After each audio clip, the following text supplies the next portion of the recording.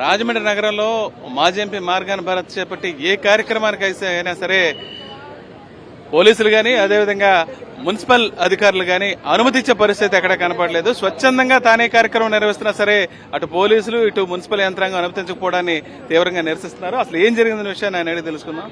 ఇప్పుడు ఈ ప్రాంతంలో చలివేంద్రం ప్రారంభించడానికి వచ్చారు, అయినా సరే పోలీసులతో ఎందుకు వాగ్వాదం? ఇప్పుడు ఒక అంశం అండి, ఇవాళ ఈ దండి మార్చ్ అనేది కనిపించేది మహాత్మా గాంధీ గారు ఉప్పు సత్యాగ్రహం చేసినప్పుడు దాని ప్రతీకగా ఢిల్లీలో ఉంది. మళ్ళీ రాజమహేంద్రవరంలో ఢిల్లీ కన్నా అద్భుతంగా జగనన్న ప్రభుత్వంలో మేము తయారు చేయించాము. ఈ ప్రాంతం ఈ కూటమి ప్రభుత్వం వచ్చిన తర్వాత 2 సంవత్సరాల కాలంలో మొత్తం పూర్తిగా పెయింట్ లేకోకుండా పెచ్చులు ఊడిపోయి నిర్వీర్యం అయిపోతే మున్సిపల్ కార్పొరేషన్ కి కొంతమంది సోషల్ యాక్టివిస్టులు పర్మిషన్ పెట్టుకున్నారు. పర్మిషన్ పెట్టుకుని పెయింటింగ్ లేపించి దీన్ని అంతా కూడా రిపేర్స్ చేయించారు. ఇవాళ ఇక్కడ ఇదే ప్రాంతంలో చలివేంద్రం ఓపెన్ చేసి మహాత్మా గాంధీ గారికి నివాళులు అర్పిద్దామని అంటే ఇవాళ ఇంతమంది పోలీసులు వచ్చి అడ్డుకునే ప్రయత్నం చేస్తున్నారు. నోటీసులు ఇచ్చారు ఇక్కడికి రాకూడదని. ఇప్పుడు సోషల్ మీడియాలో రకరకాలుగా వస్తాయండి, రీఓపెనింగ్లు అంటున్నారు, లేకపోతే ఇంకోటి అంటున్నారు. నేను ఒకటే అంశం చెప్తున్నా, రీఓపెనింగ్లు ఎందుకు చేస్తామండి? మేమన్నా ప్రభుత్వంలో ఉన్నామా, లేకపోతే మేమన్నా ప్రజాప్రతినిధినా? ప్రస్తుతానికి ఒక పార్లమెంట్ సభ్యుడిగా 7 నియోజకవర్గాలకి ఒక పార్లమెంట్ సభ్యుడిగా పనిచేసినప్పుడు మేము ఇలాగ అనాలోచితమైన కార్యక్రమం రీఓపెనింగ్లు ఎందుకు చేస్తాము?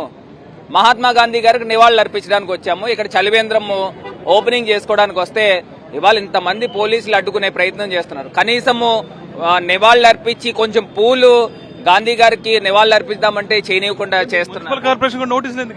అదే అర్థం కాని అంశము. ఇక్కడికి రావద్దని మమ్మల్ని షరతులు పెడుతున్నారు. అదే మేము అడుగుతున్నామండి, గతంలో మీకు గుర్తుందో లేదో 3 నెలల క్రితం అనుకుంటా అక్కడ గాంధీ గారి దగ్గర చేతిలో బియర్ బాటిల్ పెట్టారు. అప్పటి నుంచి ఇప్పటి దాకా మేము ఆ రోజు ధర్నాలు చేశాము, నినాదాలు చేశాము. ఇమీడియట్ గా ఆకతాయిలు చేశారా లేకపోతే దేశద్రోహులు చేశారా పట్టుకోమని పోలీసులకి డిమాండ్ చేస్తూ ఇప్పుడు దాకా దానిపైన ఏ రకమైన పోలీసులు పట్టుకున్న సందర్భం లేదు. ఇవాళ మేము వచ్చి ఇక్కడ చలివేంద్రం పెడితే పెట్టనివ్వలేదు. అసలు ఎంత దారుణమో అర్థం కాని పరిస్థితులు ఇవాళ రాజమహేంద్రవరంలో ఉన్నాయి.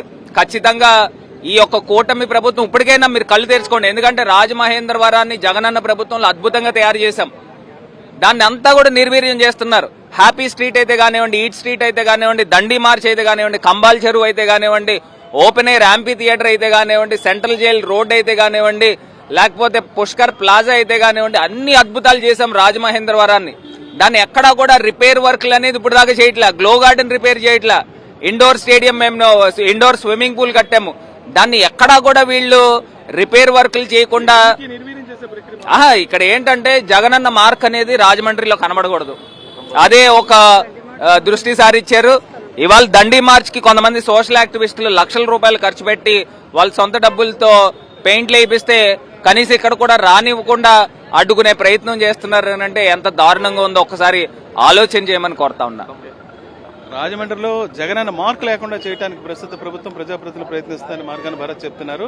గత ప్రభుత్వంలో చేసిన డెవలప్మెంట్ ను పూర్తిగా ధ్వంసం చేసే కార్యక్రమం అయితే రాజమండ్రిలో నడుస్తుందని, ఇప్పటికైనా ప్రభుత్వం స్పందించి ప్రజలకు ఉపయోగపడే ఈ ఏవైతే కార్యక్రమాలు గత ప్రభుత్వంలో చేసామో వాటిని కాపాడాల్సిన అవసరం ఎంతైనా ఉందని చెప్తున్నారు.